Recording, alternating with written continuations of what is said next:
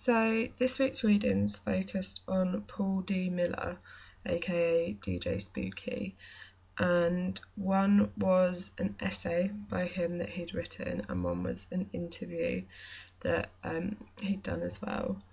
In the essay, he starts off by introducing it as how people always asked him about sampling as a DJ, and he wanted to have a way of explaining it, but terms that were already out there, like collective ownership, systems of memory, and database logic, he didn't think cut it or explained it adequately.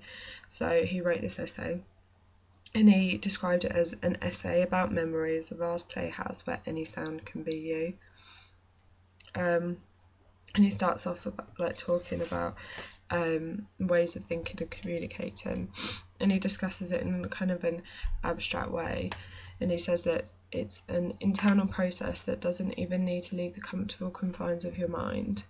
And he kind of talks it in a kind of a semiotic way with codes and stuff, and how when we see or read something, our minds take it and place it within a context, and that's how we understand what that thing is.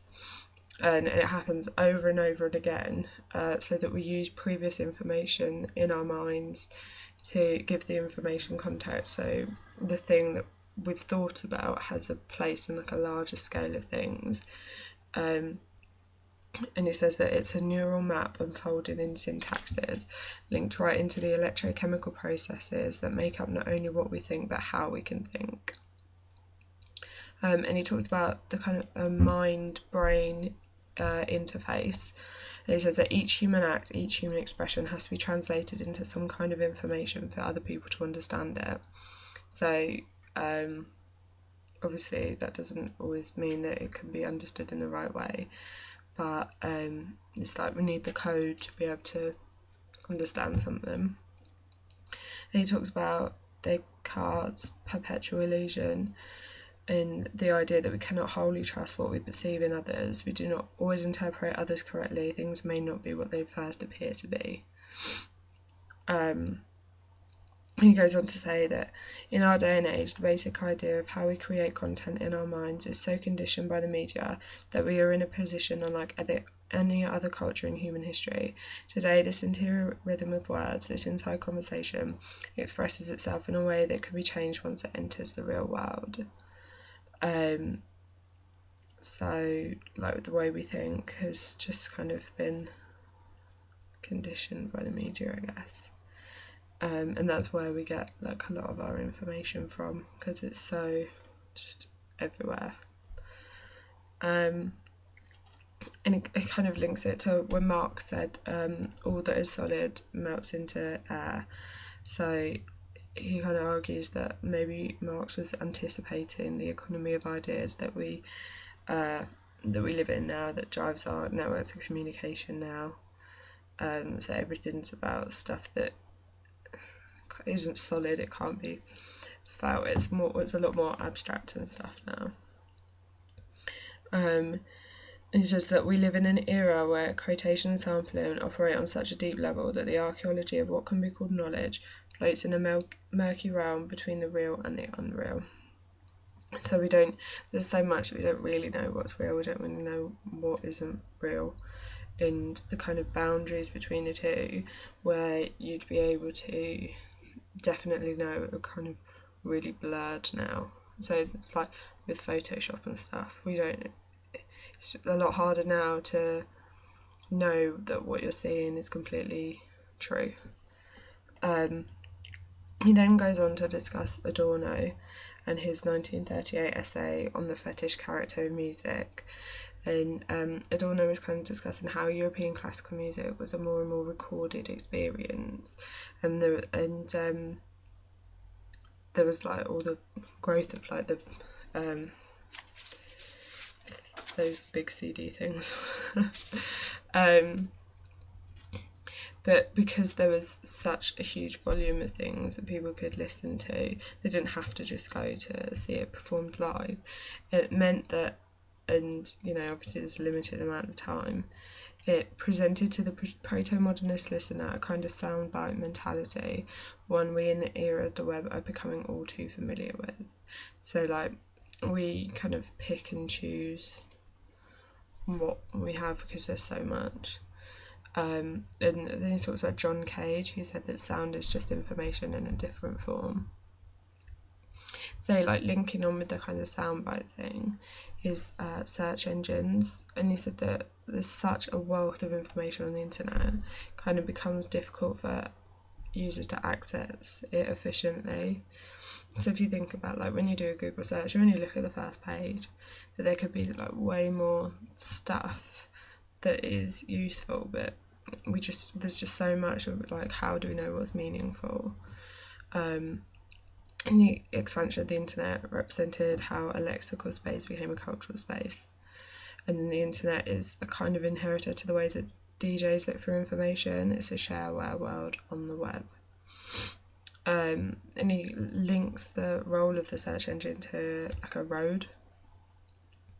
So it kind of cuts through and it allows the travel and the movement of like goods and services and people and information and stuff.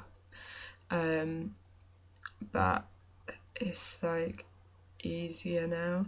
He says that the information and goods are out there, but you stay in one place, so everything comes to you. So it's like a road leading directly to you. And then finally he talks about semantic web, which is like a remix of all available information made immediately accessible, and the result is an immense repository, an archive of almost anything that has ever been recorded. And he discusses the way that artists are only judged, but they're only as good as their archive, because we can see everything now. Like that's how he calls it an archive further. In the semantic webs hold together contemporary information culture disconnect between how we speak and how machines speak to each other, due to us wanting to have information available to everyone and anyone in the world. In an intangible sculptural body that exists only in the virtual space between you and the information you perceive. And in that sense, it's kind of continuously in transformation as we find out new things and as we want to find out new things as well. And kind of lastly, when he talks about software, he's talking about how computer networks are built on software protocols. So just like everything, there's kind of rules on how to use stuff, especially on the internet. Okay, and then the second reading was a interview with him from May 2001, and it was conducted at the School of the Art Institute of Chicago. And it was an interview by Carol Becker and Romi Crawford. And when he first talks about his work, when they first asked him about his work, he said that it revolves around the social implications of technology and how that reflects through the spectrum of culture. And he calls himself a memory artist. And he says that he's like really into theory, and people have said that about him that he's too theoretical. But he like references other scholars. So there's Henry Louis Gates Jr., Cornel West, and Houston Baker Jr. And so he kind of talks about culture and history and politics and stuff. And he says that each culture deals with disruption and displacement, but from radically different perspectives. Whether you're looking at Michael Jordan all of a sudden being a multimillionaire, or at the high art world scene, one is based in economics and the other is an artificial social hierarchy of tastes. So everything, no matter what it is built on a hierarchy. And when they asked him about whether he's like political or not, he says that he is in a certain sense, because he wants to fight the notion of like stereotypes and stuff in patterns of thought, he says. And he says that to me, being political is mostly trying to create an environment for more progressive culture in general. So he's just kind of, he's saying that he just wants to improve things, he wants to fight inequality, whatever, and so I guess in a way that is political. He wants to be actionary rather than reactionary, he says. And he goes on to talk about like race and identity and stuff. And he discusses in an essay by Norman Mailer called The New White Negro, and how it deals with the relationship between black and white Americans as one of intense psychological projections on both sides, where one lives through the eyes of the other. America has an unhealthy amnesia about its racial history. So he discusses how white teenagers now have taken on all these aspects of black hip-hop culture in particular, and so the way they dress, the way they speak, the music they listen to, and he kind of links that with how kind of these people have like forgotten almost, you know, what happened 40 years ago, and how now they're just like taking on aspects of the culture that they basically repressed and stuff, and now they're celebrating it. So it's kind of, I guess in a way it's a good thing, but he kind of argues that it's all the discussion of like what happened has kind of been forgotten and stuff.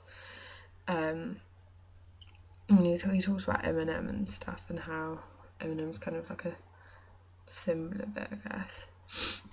And when he's talking about software, he says that a knowledge of technology is essential for today's artists, and how they really have to like engage with their technology and the medium that they're using. And when he's talking about turntables, he says that they have a double meaning, so they're for entertainment culture and inscription.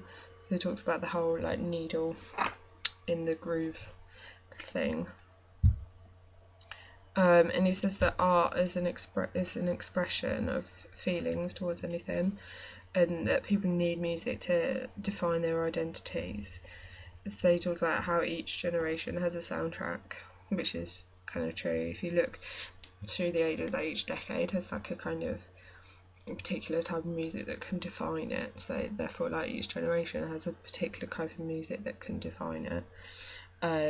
Which is, I guess, a bit stereotypical, but at the same time it's like a big part of people's identities.